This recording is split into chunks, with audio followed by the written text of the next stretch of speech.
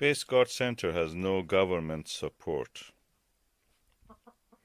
So it is very important that the public actually visit it and just pay the ticket. That is the reason I didn't record the very interesting session inside. So that is very important that you go and visit it. It's very educational, I must say that. Interesting tour, information, planetarium, gift shop, telescope. So you will enjoy, and everybody in your family will enjoy visiting this center. Okay, this is the Spaceguard Centre in the Powys, Wales, just near the border with England. And this is the first time one of the telescopes that they have in this one. They have a big one there, which I saw that how they installed it. There's a planetarium also inside. No access behind this point here. It's quite overlooking all the hills and mountains around here. So let's go protect Drax telescope. Project Drax telescope dome. That's the one. Okay, that's the telescope. And all the details are here. The Spaceguard Centre.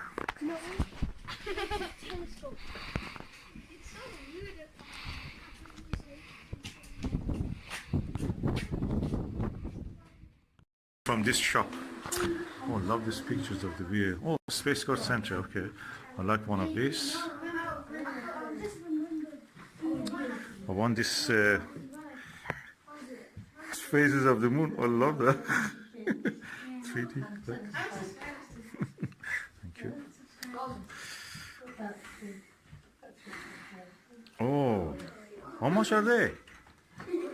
£2. Okay, that's worth. They spent billions of pounds to go there.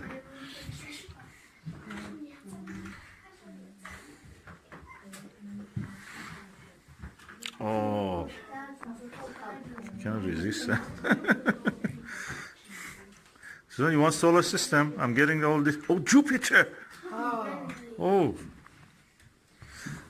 All this time you spend, just to photograph one. They have already photographed it here in 3D. 3 pictures. 7. Beautiful. I got Mars. That Mars is amazing. Neptune also nice, but we don't know much about it, so it's the only time they visit it. Oh, I got this one. Oh, you want the world? Oh, that's the night. Shows the Earth in the night and the Earth in the day. Oh, this one, please. I'll get that for the kids. So Yeah, take one of them for each. So then they can see when they literally go home. Yeah.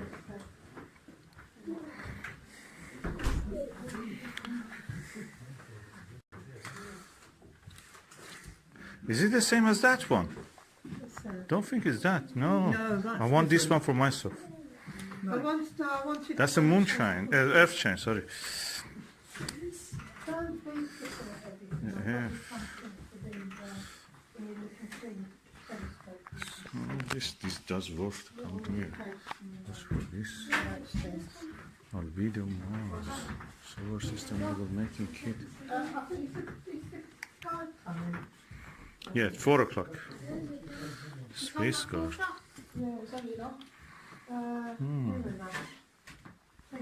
Night Sky Project.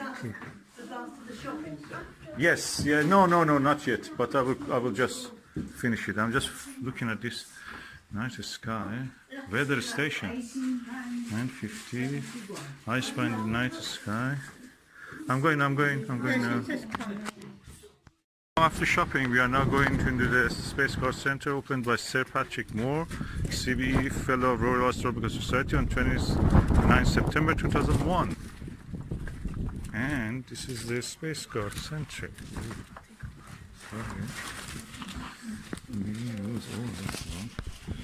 There was a comet just last week. Evil Marco. Excuse me, I'm sorry. What is this? Giotto spacecraft, the model of it. Rosetta Stone. It's a big objective.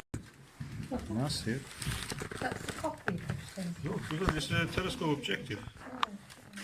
Probably achromatic. It may have a lot of aberration. Oh, they're looking here for near-Earth objects. Yeah, you can see all of the Messier catalog here, and the Big Bang and the scale of the universe. That is more interesting for me, the moon. Explore scientific. Oh, that's the famous manufacturer of the eyepieces.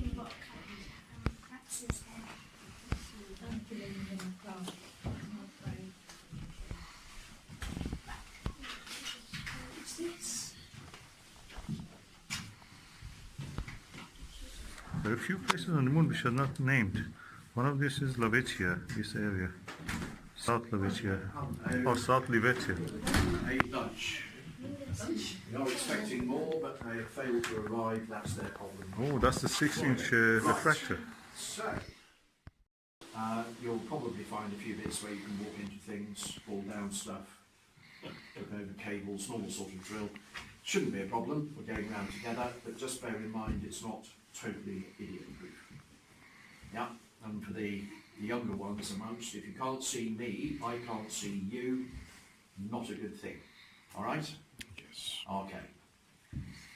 All right. Now, are any of you astronomers of any? Professionally, you mean? Anything? Sorry. Professionally, you mean?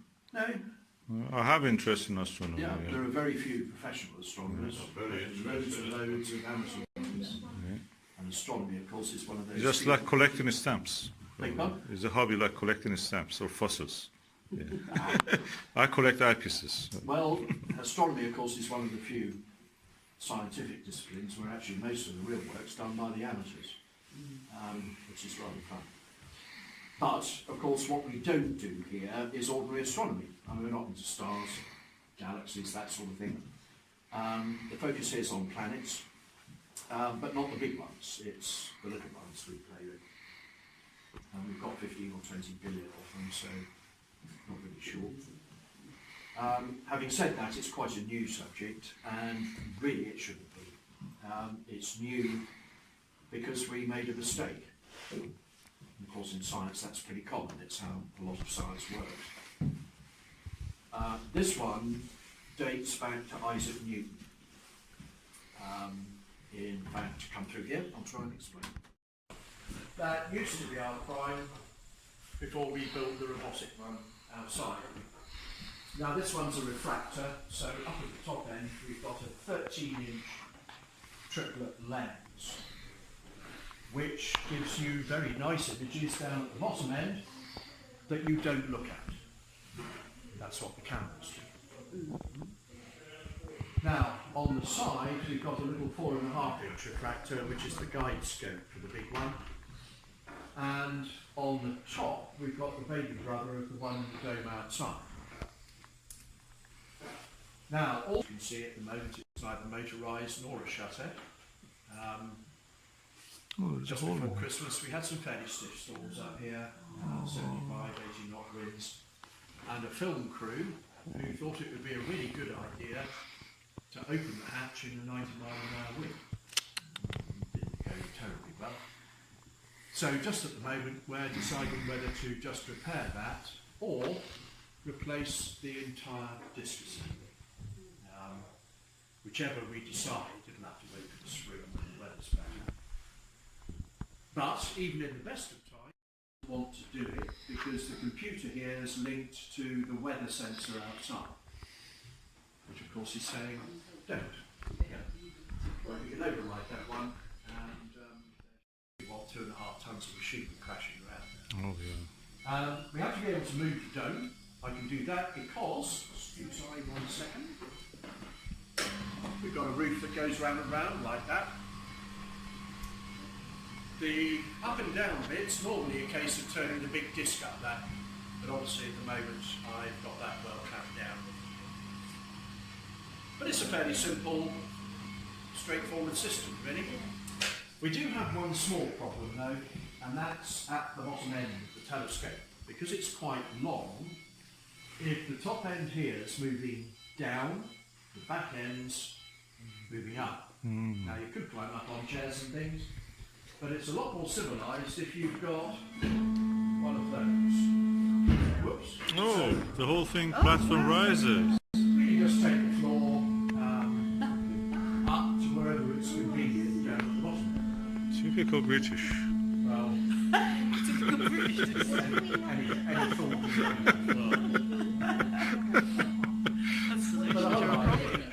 But in here, it's really just keep everything as simple to operate as you can. But all of the telescopes that I've mentioned have one quite important limitation. I think the best way to explain is if we drop that back down again. Otherwise the top step comes as a bit of a surprise.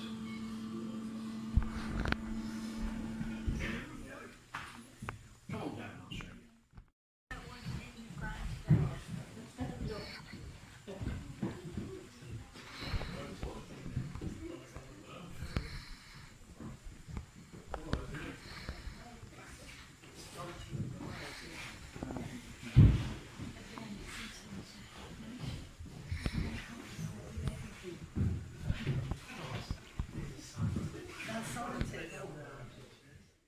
That's the dome of the new telescope that they brought from the Cambridge University. It's the Schmidt camera, Schmidt Newtonian camera. And it was donated by them, and they transferred it by the volunteers to here. And they're going this Saturday to test drive it for the first time, hopefully.